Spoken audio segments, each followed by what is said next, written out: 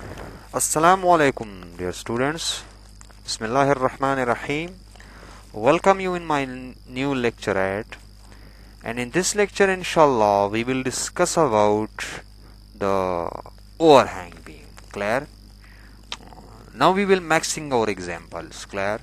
We attempt different types of examples. Clear? Right now, this is a kind of overhang beam. This is, in this example, basically you can see that the beam is fixed support is at this left side, okay, and there is UDL, point load, and a moment. So the question is that draw a shear force and a bending moment diagram. Okay, now you will see that how we will assign a cantilever beam in a structure analysis program and how we will analyze them. Okay, how we will assign different loads. So let's see. Okay, you must ensure the units, that is kips foot. Clear? So you must select the proper units from there. Okay, so you need to convert the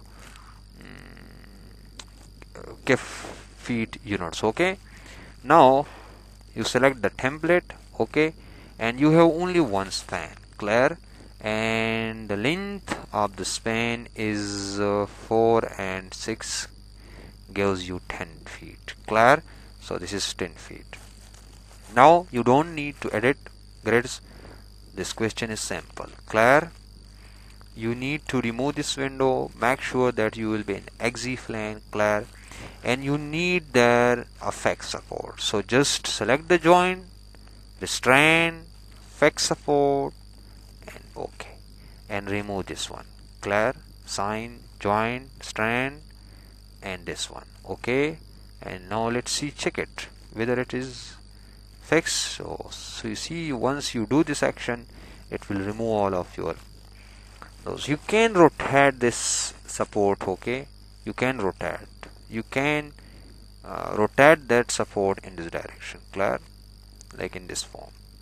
So for the time being, we don't rotate. Okay, in later lectures, inshallah, I will rotate the structure, this support, but it don't make any kind of changes. Okay, so select it. Clear?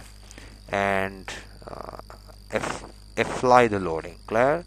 The first one is UDL with a 2 kip per feet for at a distance of 6 up to a 6 feet. So select, assign frame loads, distribute it, make that this multiplier should be equals to 0. Okay, make it modify load pattern. Okay, and kip feet should be ensure, this button ensure gravity. Okay, and at a distance 0 you have a UDL of intensity 2 kip per feet. Clear? And at a distance 6 you have a loading intensity of 2, and then after 6 basically you need that the UDL is up to a 6 feet distance, sorry. So up to a 6 feet. Okay, at the left side you have loading, but at the right side you don't have loading. Clear? So therefore we did this step. Clear? Okay, this is okay. Now select it, select the beam, and assign the point load, which is at this point. So let's see, assign frame load, point, and add, make sure the units, gravity, select this option, and at a distance of 6 feet you have a loading of 10 kip. Okay, so this will be 10 kip. Clear? Now okay, clear? You assign this one. Now you need to assign add kip at the free end. So at the free end, okay, at the free end, assign frame, point, and dead load. Okay, globally gravity. Okay, and at a distance of 10 feet you have a loading intensity of 8 feet. Clear? And okay. So this is, now we need to assign the movement, but the movement is in clockwise direction, so it's with a positive sign, and the movement is about y-axis. Okay, not about x-axis and not about, the movement is about y-axis. Clear? So assign frame load, and for movement you will select point, make sure kef foot, add movement, and you need to select y direction because the movement is applied about the y-axis. Clear?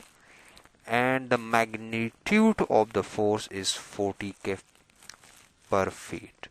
So at a 10 feet distance the moment is applied with a value of 40 feet. Clear? So you need to go to 3D view and make sure that the force will be a positive or clockwise. This is the clockwise sign. Clear? Make sure XZ plane, and now run the analysis. Model, do not run now. You need to overhang. Clear? Overhang, fix.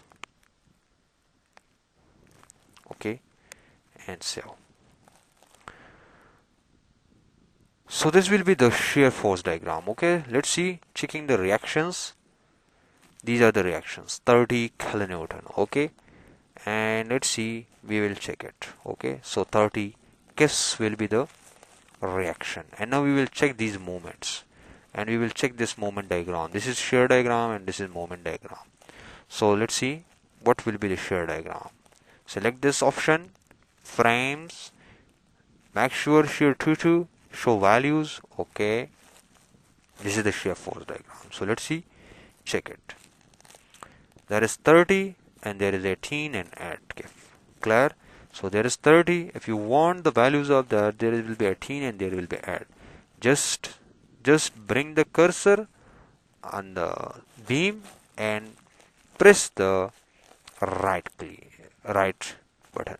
Okay, so you see there the value, you scroll this cursor, you see that the reactions. Okay, at kilonewton, at kef is the point load. This is basically the loading diagram. Okay, this is basically the loading diagram. It is very important sometime. Okay, you apply at kef at free end, a movement, you see there the movement is right direction. Okay, in right direction we apply the movement in right direction, this is clockwise. You apply a 10 kf, okay, loading, then a UDL, okay, and you see the reactions which are there. Okay, 216 and 30, and you will check, you can see this. Okay, 216 and 30. Okay, so if you want the value of shear at this point, you scroll this line and see.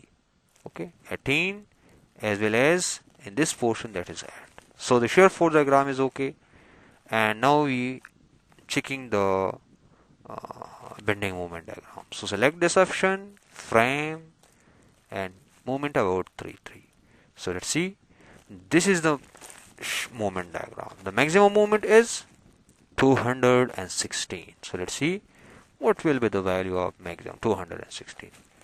So if you want the value at different points, you just bring the cursor over the beam and press the right key. From there, this is the moment diagram. Scroll this line and get the value here at every distance if you want. Okay, and this is the deflection curve. Okay, this is the deflection curve. So there you can see the maximum deflection, that where will be the maximum deflection. Clear? And here you can see the deformed shape as well. This is the deformed shape. You see that this is the deformed shape. If you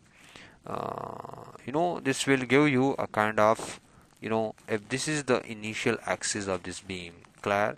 So what will be the deflection at this point? So you need to just click on this point. You will see that how much this free end of the cantilever beam is displaced from its initial position. So let's see, click it, and you see that the free end is rotated 0.2165 feet. Okay, the free end, this end is basically 0.216 feet moves with a negative sign. Clear?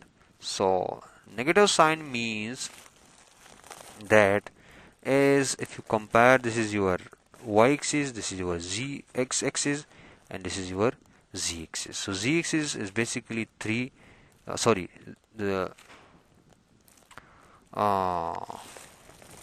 Yes, your y-axis is basically 3, your z-axis is basically 2, and this is basically 1.